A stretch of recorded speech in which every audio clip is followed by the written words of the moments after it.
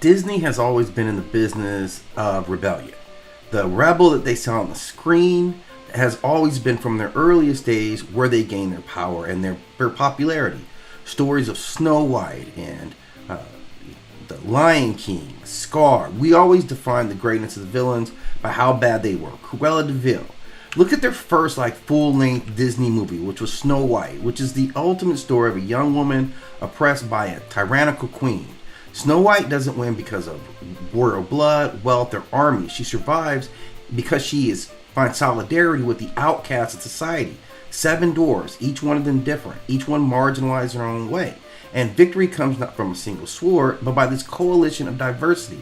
That was the greatest strength that Disney had showed us in its storytelling. That no matter what we would see, that young girl surrounded by all this diversity and friendship would triumph over this evil queen. And she always did in the end. This was the greatest myth that despite all the power that the queen had, she would lose to this humble girl. And then we get the story of Star Wars, where Star Wars is the ultimate rebel story.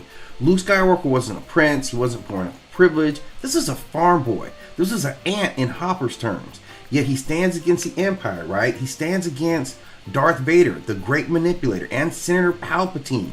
And it's the image of Luke Skywalker taking on all these troops that was ultimately what made us love Star Wars. And they taught us this for years.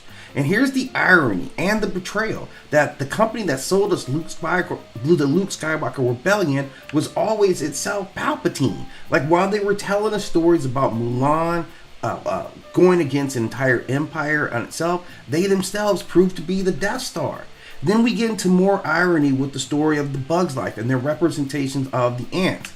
The ants who were always under the foot of these grasshoppers. But the grasshopper itself told them that, hey, if these ants ever unite, if they ever stick together, their numbers are too great. They would overwhelm us. And that's where Disney is right now. They decided to align themselves with the empire, with that singular power. So they're with the grasshoppers now, and these are you, and all the rest of society is all these ants and all these other bugs. But the bugs are coming together. And this is the kind of irony in the lesson that they taught us. That Disney, after spending years of being telling stories of rebels fighting back, it turns out that Disney themselves would have sided with Palpatine. He's their own character, right? But we just didn't know your role in Cruella de Vil versus the puppies, the 100 Dalmatians. We didn't know that you were against Mulan. And now we do. You're the empire, you're the evil queen, you're the tyranny. And it's through their storytelling that they taught us how to fight back against that same irony.